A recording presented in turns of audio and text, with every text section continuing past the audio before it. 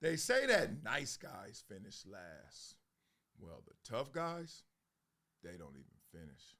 I am from the hood, right? Gangsters. Everybody was scared, or everybody had props and love for the gangster, right? Oh man, yo, he cool, or oh man, he's scary. And I had none of that for the gangster. Why? Because I had three uncles who were gangsters. But people didn't know that I was watching them come in the house. Y'all watching them come out the house. So out the house, they scaring y'all. Out the house, you bowing down to them. When they came in the house, I saw my uncles crying. I saw my uncles weak. I saw my uncles try to rub two nickels together at times, you know? But they the man. So it was just weird, this contrast. So I'm looking at this. I'm like 7, 8 years old. Two of them die of getting murdered. One committed suicide. So already, I'm already knowing this ain't the path. So I was never, ever enticed to be hard. Mm. Yeah. As I was going to do that video, maybe 2 months ago, it popped up on my feed. Marcellus Wiley on why he never felt the need to act hard. And I thought the onus was on me to try and soften the culture, right? We know this tough guy culture that tries to adopt, tries to grab our kids, especially black boys, but all kids go through that phase, adolescence, the voice drops, chest start poking out, you start looking at girls a little different. And then some of your buddies don't want to run that race of just, hey, I'm just growing up to be a good dude. Some of them want to turn into a bad dude.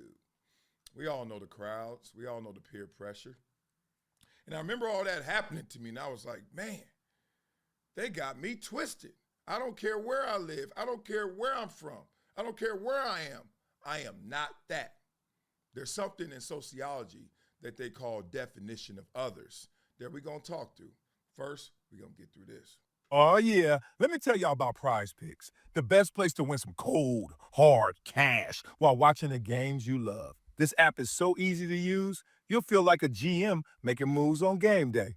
All you got to do is pick more or less on a few player stats. Football, basketball, MMA, esports, whatever gets you hyped, they got it. You can play in over 40 states, including California and Texas. Come on now. And the payouts, fast and safe. You hit that winning lineup, oh, your money's in your pocket as quick as 15 minutes. That's quicker than halftime adjustments, baby. Oh, and did I mention Taco Tuesdays? Each Tuesday, PrizePicks hooks you up with discounts on select players so you get even more value. But here's the kicker. New users, PrizePicks will guarantee you $50 when you play your first $5 lineup. You ain't got to win. You just got to play.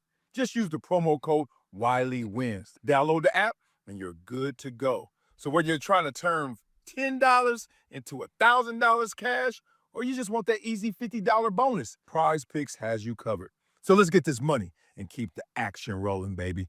Wah.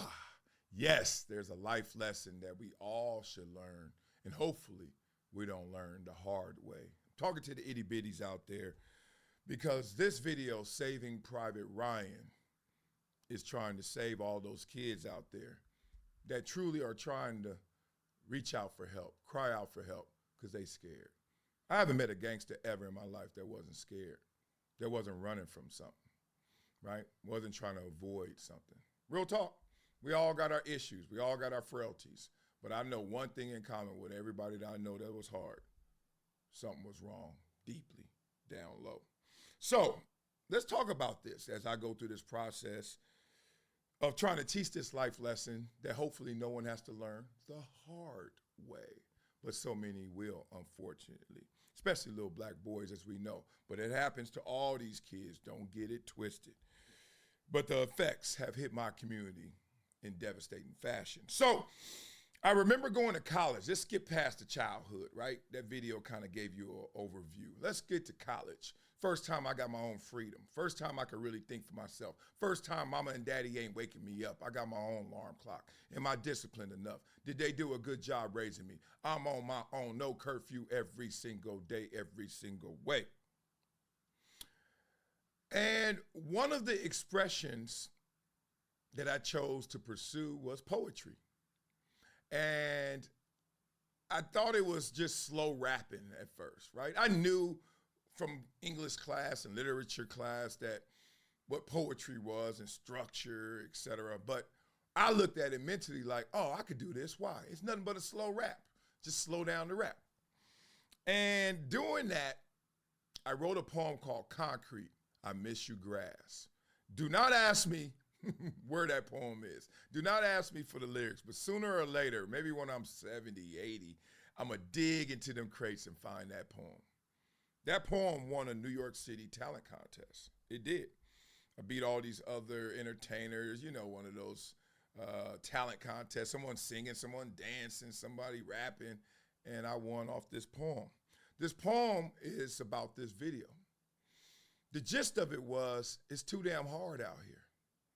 And I wasn't just talking about financially. I wasn't just talking about, oh, the stresses of family life or work life or whatever you may be doing in your personal life. Nah. I was just talking about, dog, no matter what you're doing, it's still too much pressure, too many headwinds, too many people trying to invade your space, too many gangsters trying to make you move off your square. Concrete, I Miss You Grass. We all lived on it. Kind of like a play off of Tupac had Concrete, the rose that grew from the concrete, right? Now, at the time I wrote mine, I didn't know about his. I don't know when he wrote it. Maybe the same time, maybe a little, because I was in college in 92. Maybe he wrote it before. I think he may have wrote it right around then. But it was the same principle of like, wow, all the beautiful things that could come if things weren't so hard. And if things are hard, how we're doing well through them, but boy, could we do more without them. Now, let's go back to what really changed my heart and mind, because losing my uncles to the street life, I didn't even know my uncles were really gangster. You know, you grow up and you look at them and you're like, all right, that's just not my brother, not my father. That's my uncle, okay? He's somewhere in between. I could check him a little bit, but he could check me too. He ain't my daddy, so I ain't got to listen to everything he talking about. But he ain't me or my brother, so I got to show him a little more respect, right? He's an elder. I had one story where outside of those three, two murdered, one committed suicide growing up and being an adult, all that. One story was I was working out. So I had this weight set in my gym. And my gym was my garage. Welcome, right? So our apartment building, apartment level, roof, and then garage. I started in the garage. And I was lifting weights by myself, concrete weights. My uncle gave them to me. And I'm bench pressing. I think at the time I'm 95, 115. I couldn't even do 135 yet. But I was in the like ninth grade and I was working out in the garage by myself. That's grind, right? And I hear it. Distant enough, but close enough. Back, back, back, back.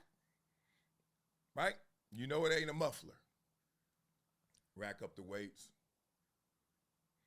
Keep going. Distant enough, but close enough. Whatever. Behind the apartment building was the gully, we called it. Bushes. Just bushes and trees and stuff. And it separated us from the other side where the houses were. So as soon as you get past that gully, in real life, it was a nice house. That's where Regina King lived, if y'all really want to have some fun with it. But they lived over there in the nice houses, and I was right there on that edge. And do you know how much torture I endured just because I could see something better, but I was right here, right border. Crazy, right? Working out, I get back to it. Mind a little on that, not tripping. Next thing you know, bushes are moving. Told you, nothing but trees and bushes. They moving, and this ain't no cat. And I'm like, I'm shook, but I'm like, why am I shook? I heard the shots. They wasn't that close. Somebody in the bushes, come on.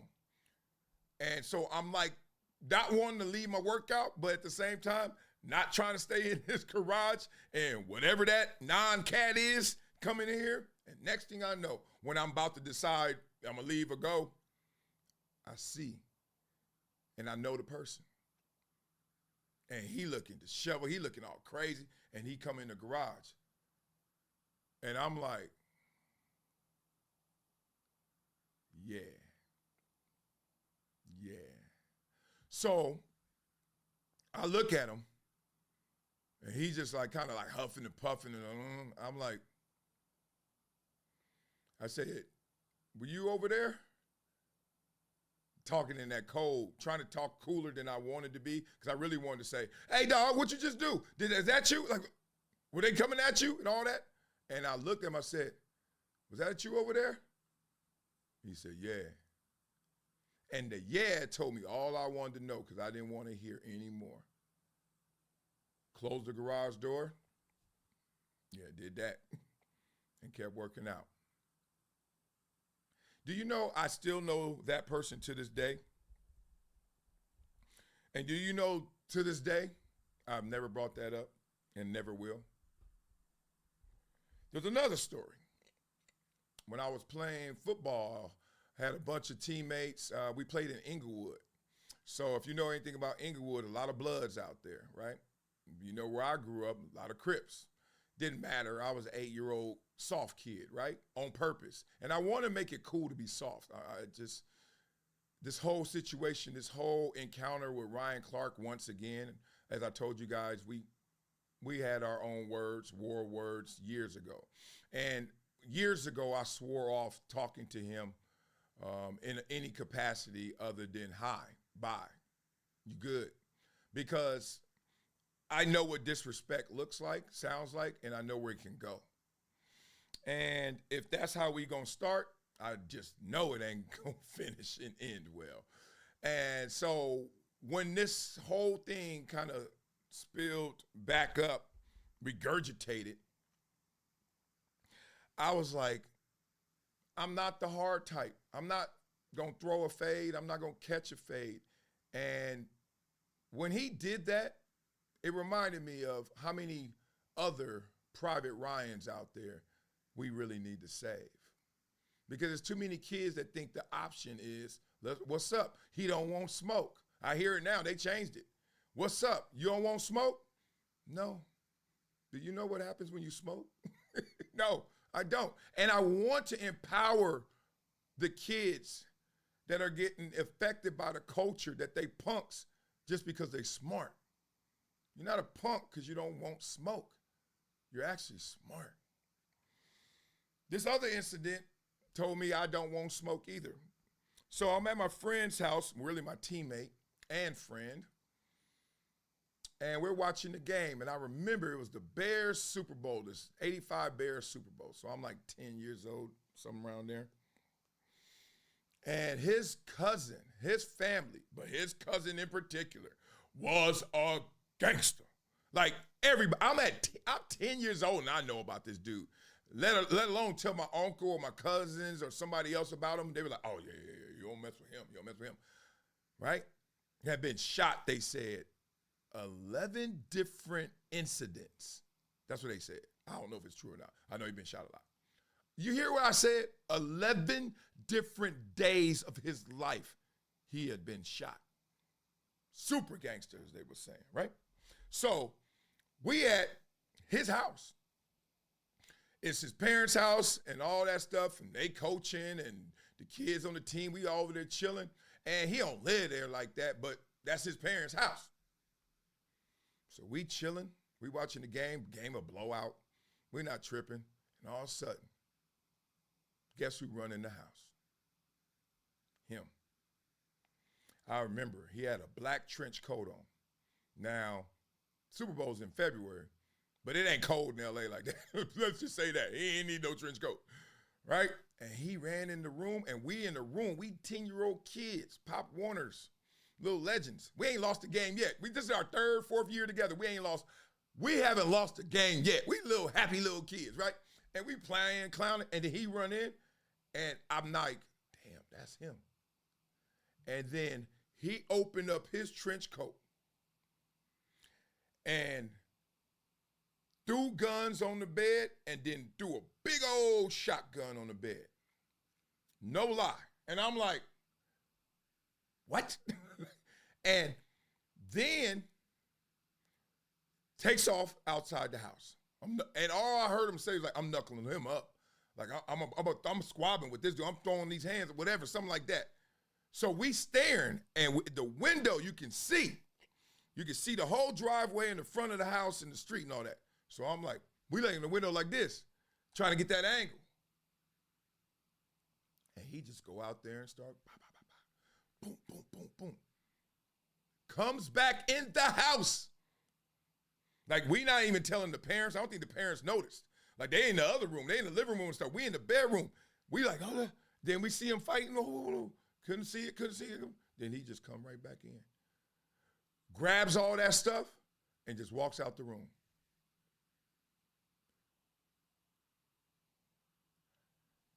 Do you know the contrast of, damn, you're supposed to be scared of that dude. Damn, that dude is crazy. Damn, all that. And how that gets intercepted with, that's your cousin? And he's like right here in the real flesh? And he really super gangster, but you just went behind the Hollywood scene? Like you almost saw a cut. And they said, okay, and action. Like I felt like I was in a movie. I was like, is he real? Is this real? And he just walked away.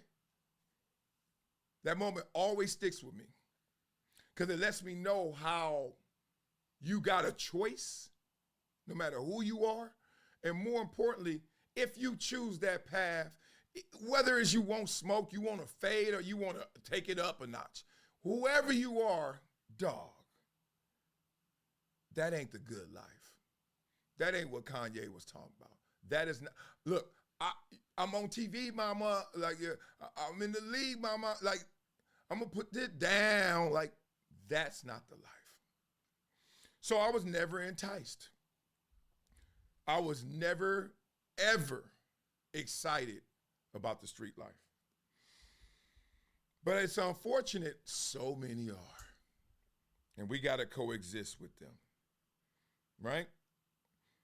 And I know I am on the winning path versus what they're doing, because you can say nice guys finish last. Guess what? Them tough guys don't finish. Yeah, my boy's cousin ended up getting killed. Whatever the 12th incident was, the last one, he dead. But more importantly, it doesn't just have to kill you. That's why tough guys don't finish. It doesn't even have to kill you in terms of physical death. It will kill your potential. You could have been. You know how many dudes come up to me, them OGs? One came up to me last night. I was at Campbell Hall basketball versus Crossroad. Shout out to Luka Magnus, my little godson. Shout out to him. They lost though. So here's the thing. Walking out the gym, OG come up to me. Marcellus. Keep telling them the real. And you know what I hear so much from guys who have been through it? They don't want anybody else to get through it. They don't want anybody else to go through it.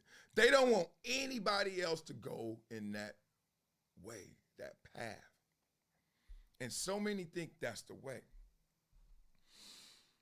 We still got a choice, y'all. And I choose to bring us together. I choose the softer path. I choose to punk out, whatever you want to call it. But I choose to be me and live up to me, because I'm not running from anything, right? Deep down, I am whole. You are whole. We come from situations that may be broken, but we can make those situations whole as well. So I just thought it was ironic that a video that I filmed a year ago, like November of 2023, pops up a couple months ago. And I said, oh, I'm gonna do that video. I'm gonna get to it, right? I gotta just let people know it's all right to be the one that walks away. It's all right to be the one that's like, nah, I'm good on you. That's it. Nothing else. Oh, you a punk. You scared. You don't want to go square up. You don't want to fade. You don't want a one-on-one. No. And I have more stories if you want more evidence of why I don't want any of that.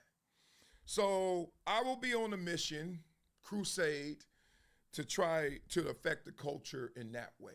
Make it softer. Yeah, punk out, as they say.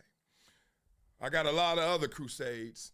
I want kids with big backpacks with tons of books in them to be the cool kids, not the one with the empty backpack and the Crocs and socks, just like, whatever. I get the work done, whatever. Too cool for school. I got a lot of crusades, man, but rock with me on these missions. Let's save Private Ryan. Let's save all of the Private Ryans, all right? Well, now you know what you can do. You can go with me to the PrizePicks. Let's get some of this money, right? It's out there. Play $5, you get $50 instantly. Straight up. Use the promo code Wiley Wins. Wiley Wins, Wiley Wins. Yeah, they paying the bills around here, man. And they also paying me if I win. I be having them losing lineups. I'm having them losing lineups sometimes, right?